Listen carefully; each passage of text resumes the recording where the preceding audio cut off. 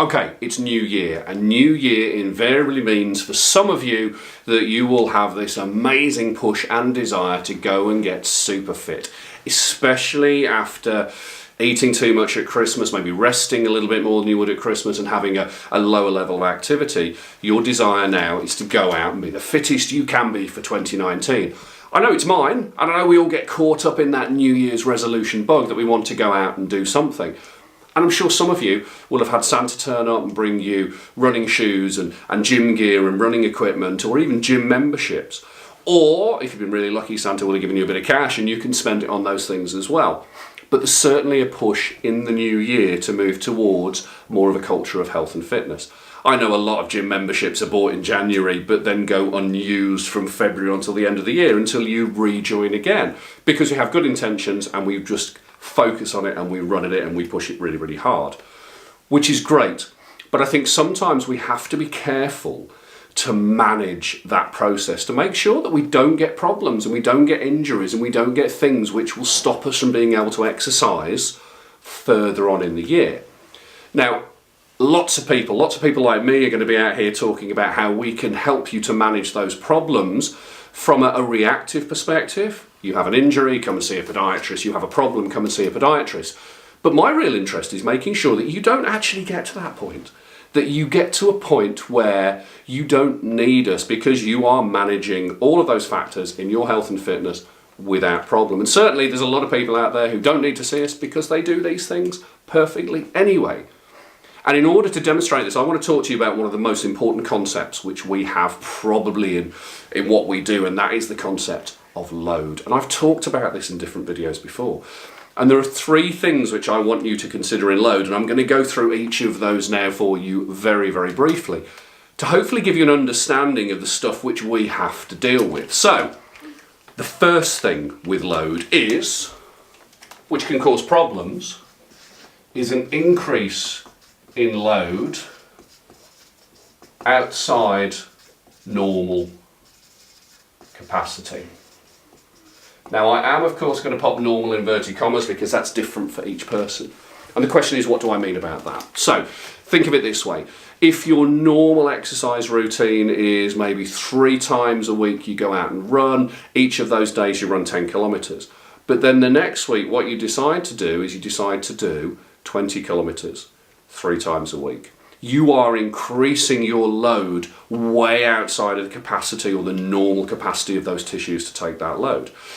That's not to say over a period of time you won't be able to do that with rehabilitation, but to make that bigger jump, that spike in training is going to cause problems. And if you look at this diagram here, your normal run, your 3 10k runs a week, is probably going to keep your levels of activity somewhere within your normal boundaries, your normal barriers. And I use the term boundaries in a very simple way in this case. It's not designed to limit you, it is something which can change. But when you increase that run to 60k a week, so 3 20k runs, suddenly you're taking your level of activity well outside what the tissue can normally take, and that is where you're going to get problems if you're not careful. So it's very, very important to monitor what jumps you have in your training, what excesses you have in your training past the normal stuff that you do. Number two is a reduction in normal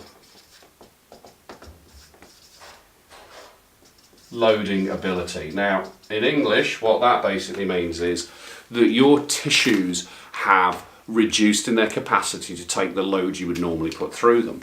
So imagine these boundaries here have actually got a bit closer together, and suddenly you can see the areas where you are going to go into a load which is too great for those tissues is much, much increased, much, much greater increased. That didn't make sense, that wasn't good English, but go with me for the moment anyway. So, imagine that you've had a period of rest. Imagine that you've had an injury in the past which has damaged a tissue and has meant that it can't take normal load. Imagine that you've just done another exercise. So if you're normally a runner but you go off and do something like cycling or Pilates, you do something different, you are changing your ability of that tissue to take load on a normal basis. And that's where injury could occur. So that's number 2. And number 3.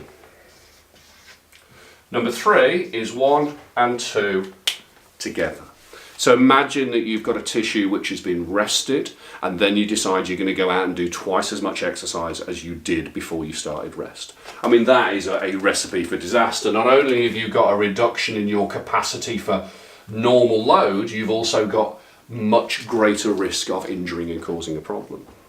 So you can see from managing the load how important it is. And it doesn't have to be a big change. I use the example of going from 10k 3 times a week to 20k 3 times a week. That's a massive jump. Imagine just increasing it by a small amount, and it might be that your tissues respond negatively to a small increase, and what you have to do is you have to monitor that over a period of time. But the key thing with all of this is there is hope. There is hope on managing these things. And if you understand how your body responds to load, how your tissues respond to load, you can then manage those changes on a regular basis. So for example, if you've had a break over Christmas, maybe next year you don't have such a long break. You don't allow yourself maybe to decondition quite so much. You maybe do a few runs over Christmas, and I'm sure some of you will do.